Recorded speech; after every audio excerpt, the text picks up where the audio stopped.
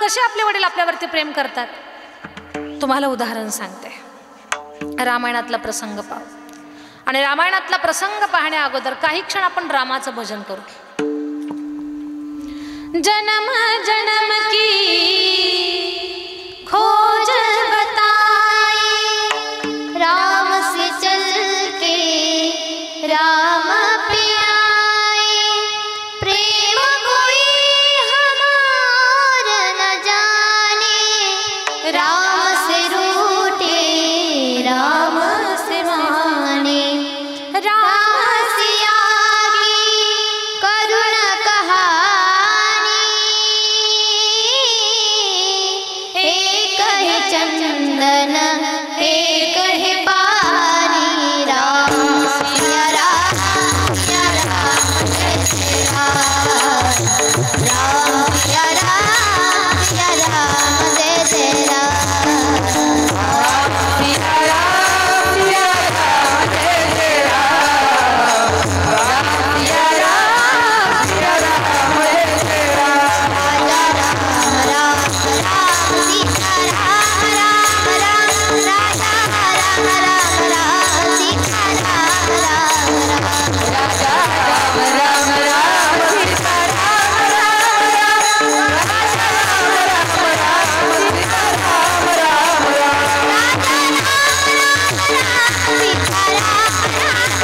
सीता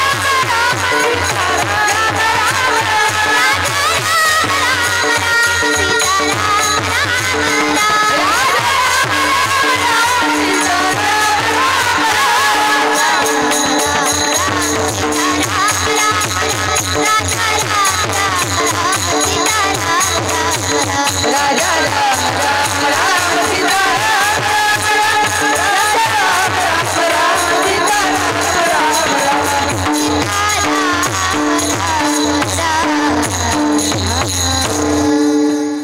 रामायणातला प्रसंग आहे. मर्यादा पुरुषोत्तम राघवेंद्र सरकाराला 14 वर्षाचा वनवास मिळाला. राम वनवासाला आता जाणार आहे. एक तुम्हाला फार छान गोष्ट सांगते मी. रामाला 14 वर्षाचा वनवास असं कैकेयी मातेनं का मागितलं असेल बरं? मंथरेनं शिकवताना कैकेयीला काय शिकवलं होतं? भरताला गादी आणि रामाला वनवास. वर्ष सांगितले नव्हते तिने, एवढ्या वर्षासाठी पाठव म्हणून. वर्ष नाही, फक्त रामाला वनवास आणि भरताला गादी एवढं शिकवलं होतं. बरं, ती बुद्धी कैकेयी मातेला कुणामुळे फुटली?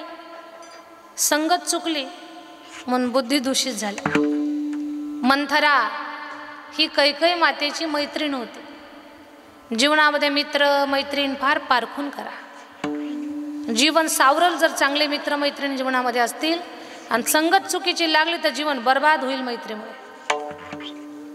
जीवनामध्ये मंथरेसारखी मैत्रीण चुकूनही करू नका. जीवनामध्ये मंथरेसारखी मैत्रीण चुकूनही करायची नाही.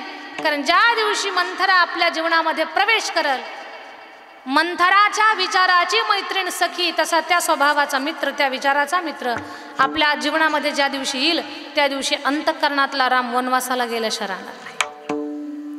अंतःकरणातल्या रामाला वनवासाला पाठवायचं नसेल, याचा अर्थ सद्गुणांना जर वनवासाला पाठवायचं नसेल, तर एकच करा. काय? मित्र मैत्रीण चांगले करा आपल्या जीवनामध्ये. मंथरेनं शिकवलं रामाला वनवास, भरताला गादी. पण कैकेयी मातेनं मागताना काय मागितलं? एका वराणे द्या मज अंदन, भरतासाठी हे सिंहासन, दुसऱ्या वराणे रामासाठी 14 वर्ष वनवास. रामासाठी 14 वर्षाचा वनवास आणि भरतासाठी गादी. मग इथे प्रश्न आहे, कैकेयी मातेनं रामरायाला 14 वर्षासाठी वनवासाला का पाठवलं? 50 वर्ष म्हणायचे, 100 वर्ष म्हणावेत, 10 म्हणावेत, 5 म्हणावेत, 25 म्हणावेत, 14च का? त्याचं कारण आहे, कैकेयी मातेची अयोध्येच्या राजगादीशी खूप एकनिष्ठता आहे. तिला माहिती आहे तिचा पती राजा दशरथ खूप धर्मात्मा आहे, चांगला आहे, चांगल्या विचाराचा आहे, साधू संतांची सेवा करणारा आहे. त्यानं हे राज्य व्यवस्थित सांभाळे, पण भविष्यात जो कोणी या गादीवर बसेल तो 14 गोष्टीमध्ये परिपक्व असला पाहिजे. मग त्या 14 गोष्टी कोणत्या? तर मन, बुद्धी, चित्त आणि अहंकार ह्या 4. 5 ज्ञानेंद्रिय, 5 कर्मेंद्रिय, 5 आणि 5 10 आणि 4 14. 5 ज्ञानेंद्रिय, 5 कर्मेंद्रिय, मन, बुद्धी, चित्त, अहंकार या 14 गोष्टीवर ज्यानं ताबा मिळवलाय तो या गादीवर बसावा. आणि या 14 गोष्टीवर ताबा मिळवण्याची ताकद फक्त रामामध्ये आहे. म्हणून 14 गोष्टी शिकण्यासाठी 14 वर्ष रामाला वनवासाला पाठवलं. हेच कारण आहे, दुसरं कुठलं नाही. की भविष्यात जो कोणी राजगादीवर बसेल ना तो 14 गोष्टीमध्ये परिपक्व असला पाहिजे. राघवेंद्र सरकाराला 14 वर्षाचा वनवास मिळाला. माई कौशल्येकडे आले आशीर्वाद घेण्यासाठी. राम वनवासाला निघाले तरी पण आईचा आशीर्वाद घेतात. आपण चांगल्या कामाला चालल्यावर तरी घेत जा आई वडिलांचा आशीर्वाद. आपण तर कुठल्याच कामाला त्यांना हे करत नाहीत, पण त्यांचा आशीर्वाद घेऊन जा.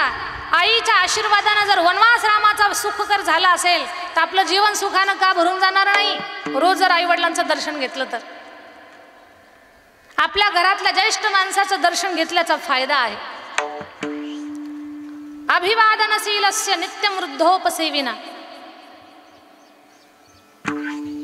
चत्वारि तस्य वर्धन्ते आयुर्विद्या यशोबलम. घरातल्या वयोवृद्ध माणसाचं दर्शन घेतल्यानंतर 4 गोष्टीमध्ये वाढ होते. आयुर म्हणजे आयुष्य, विद्या म्हणजे ज्ञान, यश आणि बल या 4 गोष्टी मिळून जातात आपल्याला. म्हणून 4 गोष्टी सहज प्राप्त होतात. तर ते साधन तुमच्या जवळ आहे. जोपर्यंत आई वडील या जगामध्ये आहेत, उठलं की अगोदर त्यांचं दर्शन घ्या. तुम्ही चांगल्या कामाला निघालात, आई वडिलाचं दर्शन घ्या. मांजर आडवं आलं तरी पण तुमचं काम होणारच. बाकी शकुन अपशकुन या गोष्टी राहणारच नाहीत आपल्या जीवनामध्ये. शुभ शगुन करून घ्या आपल्या जीवनामध्ये. रामराया आईकडे आले. आई मला आशीर्वाद दे. बाळा माझा अखंड आशीर्वाद तुझ्या सोबत आहे. आई 14 वर्ष पुरेल असा आशीर्वाद दे. बेटा 14 वर्ष का मागता? आई राजा आज्ञेनुसार मला अयोध्येची गादी नाही, 14 वर्षाचा वनवास मिळाला. रामा कोणी तुम्हाला 14 वर्षाचा वनवास सांगितला? आई राजा आज्ञा आहे. नाही राघव, मी तुम्हाला वनवासाला जाऊ देणार नाही. जगातली कुठली आई आहे की ती आपल्या लेकराला वनवासाला पाठवेल? माई कौशल्य रडू लागली. रामा मला सोडून वनवासाला जाऊ नका, मी तुमच्याशिवाय जगू शकत नाही. नको रे नको रे नको रे जाऊ राम राया. नको रे जाऊ राम राया. नको रे जाऊ राम राया. नको रे जाऊ राम राया. नको रे जाऊ राघवा मला सोडून जाऊ नका. की माई कौशल्य तुमच्याशिवाय कशी जगेल? एका आईसाठी तिला तिच्या लेकरापलीकडे दुसरं जग नसतं. आईला तिचं लेकरू जेवढं प्रिय असतं त्यापेक्षा तिला दुसरं काहीच प्रिय नसतं. ती म्हणते रामा मी आई आहे, तुम्हाला वनवासाला कसं जामू?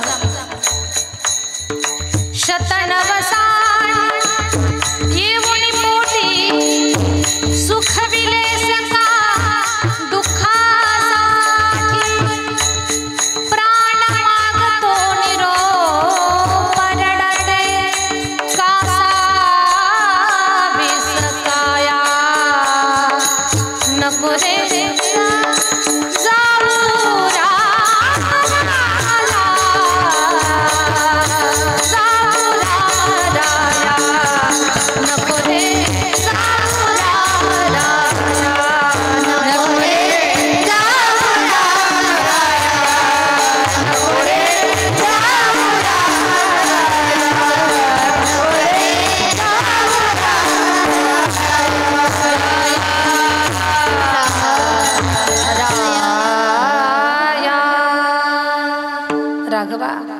मला सोडून जाऊ नका. मी आई आहे. कोणती आई आपल्या लेकराला वनवासाला पाठवल? मला सोडून जाऊ नका. आई, रघुवंशाची परंपरा विसरलात का तुम्ही? रघुकुल रीती सदा चली आई, प्राण जाय पर बचन न जाय. आई, रघुवंशाची परंपरा आहे. प्राण जाईल पण वचनभंग होणार नाही. मग तुम्हाला परंपरा मोडायची आहे का? शांत झाली माई कौशल्या. रामा, चिचुंद्रीसारखी अवस्था झाली माझी. साप जेव्हा चिचुंद्रीला पकडतो, तोंडात पकडल्यावर त्याच्या लक्षात येतं ही चिचुंद्री, गिळावं तर पोट फुगून मरतो, टाकून द्यावं तर आंधळा होतो.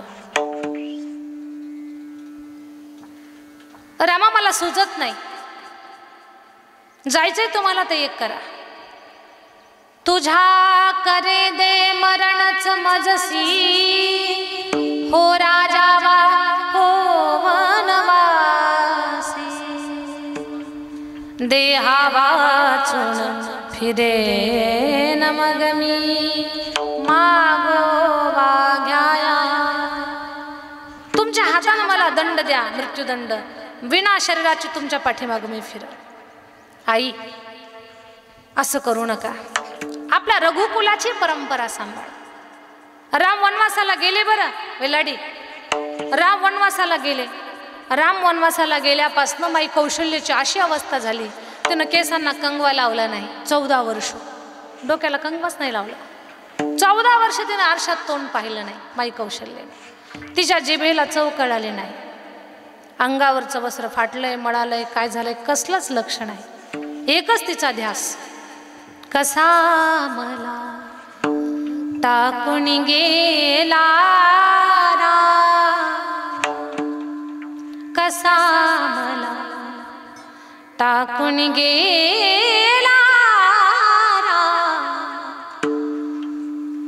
रामा विना माझा चैन पडेना, रामा विना माझा चैन पडेना. नाही जीवासी आराम, कसा मला टाकून गेला राम. माई कौशल्या रोज म्हणायचे, माझा राम मला टाकून गेला. रामा, तुझ्याशिवाय मी जगू शकत नाही. काही लोक बसलेले म्हणतील मला, ताई वडिलाचं महत्त्व सांगायला निघाला तर आईचंच वर्णन करायला लागला. वाटेल ना कुणाला. मी अगोदर आई का मांडली? ही आई आहे, पण याच्याही पुढे बाप आहे हे मला सांगण्यासाठी अगोदर आई समजावून सांगितलं. माई कौशल्या 14 वर्ष म्हणत होती, रामा तुझ्याशिवाय जगू शकत नाही. हे मातृप्रेम आहे, पण बापाचं प्रेम याच्यापेक्षा काकणभर पुढे. तुम्ही म्हणाल कसं? आई म्हणते, रामा मी तुझ्याशिवाय जगू शकत नाही. किती वर्ष म्हणत होती? 14 वर्ष म्हणत होती, राघवा मी तुझ्याशिवाय जगू शकत नाही, तुझ्याशिवाय जगू शकत नाही. फक्त म्हणत होती, पण खरं सांगते रामाशिवाय बापाला जगणंच झालं नाही. राम वनवासाला गेले आणि 6च दिवसात राम राम राम. क्षमा करी तू मज कौशल्ये, क्षमा सुमित्रे पुत्र वत्सले. क्षमा उर्मिले सती उर्मिले, क्षमा प्रजाजन करा चाललो. सुख दुःखाचा पार दाटला चहूकडे अंधार. माफ करा मला, मी तुमच्या सगळ्यांचा गुन्हेगार आहे. रामा मला माफ करा. मी तुम्हाला वनवासाला पाठवलं राघवा, आता तुमच्याशिवाय जगणं होत नाही. राम राम राम राम राम राम राम म्हणून 6 दिवसामध्ये लेकराच्या वियोगात प्राण सोडणारा जगातला पहिला बाप राजा दशरथ. आई फक्त म्हणत होती, पण बापाला खरंच जगणं झालं नाही. हे बापाचं प्रेम आहे. विठ्ठल विठ्ठल.